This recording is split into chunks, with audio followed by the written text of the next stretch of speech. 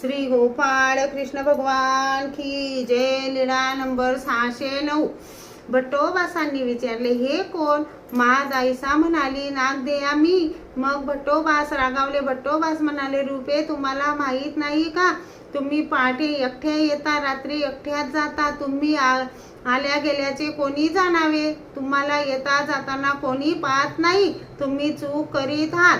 ज्याने निंदा होते तेच करत आहे. हे सर्व वाईट आहे. तेव्हा महादाईसा म्हणाली, तू पुरी कर नागदेवा. कसा होतास हे काय मला माहीत नाही.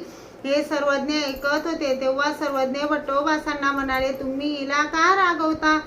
ही काय पलीकडे मुक्काम करण्यासाठी येथे आली आहे काय? आणि बाईसा काय पलीकडे मुक्काम करत होती? मग तर हिला पलीकडे मुक्काम का करविता? सर्वज्ञ महादाईसाला म्हणाले, बाई तुम्ही येथेच बिडार घेऊन या. एवढ्याने भट्टोबास गप्प राहिले. मग सर्वज्ञ शौचाला गेले. महादाईसाने शयनासन आवरले. मठ झाडला. सर्वज्ञांसाठी आसन रचले. दिवा लावला. गरम पाणी ठेवले. तेव्हा सर्वज्ञ शौचाला जाऊन आले. महादाईसाने गरम पाणी भट्टोबासांजवळ दिले. सर्वज्ञांनी गरम पाण्याचा उपयोग केला. सर्वज्ञ आत गेले. मग आसनावर बसले. महादाईसाने श्रीचरण धुतले. सर्वज्ञांनी श्रीमुख प्रक्षालन केले. मग सर्वज्ञांना पूजा वसर झाला.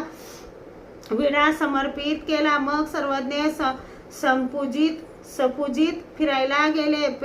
पेरा नदीत वाढूत आसनावर बसले. एकाच्या मताने पेरा नदीच्या काठाला पिंपळाचे झाड होते. त्या पिंपळाखाली सर्वज्ञ उत्तरेकडे श्रीमुख करून बसले. जवळ भट्टोबास बसले होते. तेव्हा महादाईसा गंगा नदीवर धोतर धुण्याला गेली होती.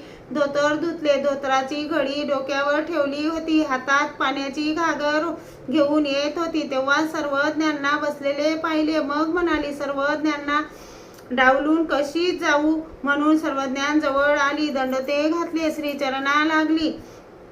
सर्वज्ञांजवळ बसली. पुन्हा भट्टोबास रागावले आणि म्हणाले, हे काय रूपे? ज्यामुळे आक्षेप होईल तेच तुम्ही करता. रानात आल्यावरही तुमच्या हातून जगणे कठीण आहे. श्री गोपाळ कृष्ण भगवान की जय.